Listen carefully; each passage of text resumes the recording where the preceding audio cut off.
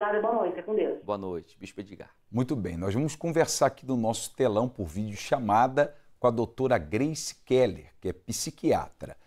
Doutora, já está aqui? Boa noite. Olá. Boa noite. Tudo bem? Prazer estar aqui com vocês, tudo jóia. E como que a senhora analisa essa questão, tanta violência, tantas coisas ruins acontecendo, está dentro do normal, fora do normal? Acho que não existe o normal, né? Quando a gente está falando do crime, enfim, da violência em si, né, que o ser humano está inserido, a gente não pode banalizar, que eu acho que é isso que está acontecendo, né? Existe uma banalização, né, de uma forma geral da sociedade em relação à violência, né? Essa sensação que a gente recebe da impunidade, né, como esse crime que aconteceu, né, com o ciclista, nos dá essa sensação que nada está sendo feito, que nada está sendo cumprido, né? Que as leis estão aí, mas que ninguém faz nada por elas, né? A violência, né? O comportamento do ser humano, ele é primitivo, né? A gente vai sempre agir, às vezes, pelo impulso da sobrevivência, né? Ao longo da história, da sociedade, né? Se foi criando leis, né? As religiões também têm esse grande impacto, né? De criar valores éticos, valores morais, porque se a gente vive em sociedade de uma forma civilizada, né? Que a gente não age como animais primitivos que não têm uma inteligência para isso, né? E aí, com essa banalização toda da violência, né? A falta de empatia que a gente vê de crimes bárbaros, né?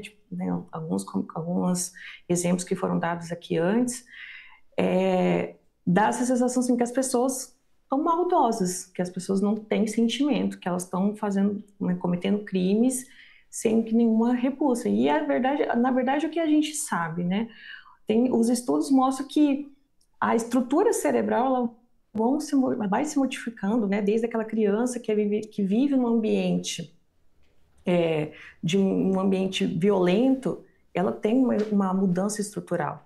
Então, até a pessoa pode até ter predisposição a ter atos mais violentos, mas esse ambiente vai fazer com que essa pessoa provoque atos como esses, né? Então, essa é a grande questão, né? Então, é como se fosse uma cascata, né? A pessoa vive num ambiente violento, ela acredita que aquilo ali é uma verdade absoluta e que ela pode praticar. A sensação de impunidade, ela corrobora isso, né? A gente realmente vive numa sociedade que muitos crimes não levam a lugar nenhum, então a gente vive dessa forma, uma forma muito insegura. Mas a maldade, ela não, é um sentimento que a gente acaba tendo, né?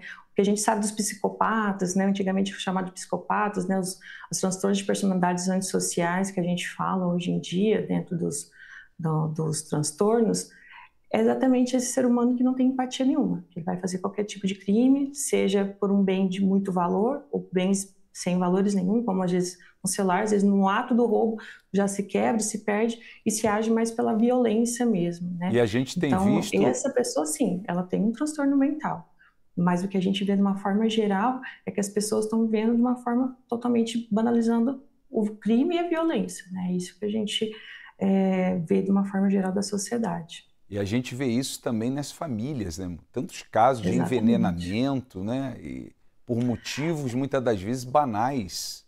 Sim, que aí é onde acho que até um outro profissional falou, né, dentro da entrevista, a questão da inveja, né?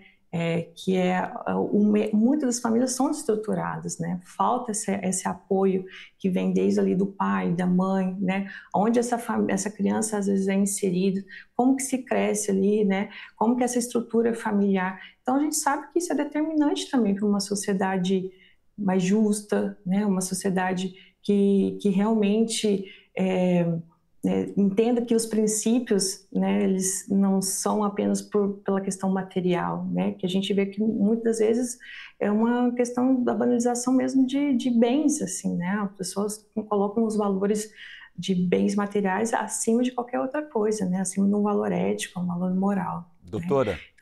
Então, pode falar. Quero lhe agradecer muito pela sua participação aqui, até uma próxima oportunidade. Agradeço, estou disponível, qualquer Tudo de coisa. bom. Prazer. Tchau. Tá aí, eu vou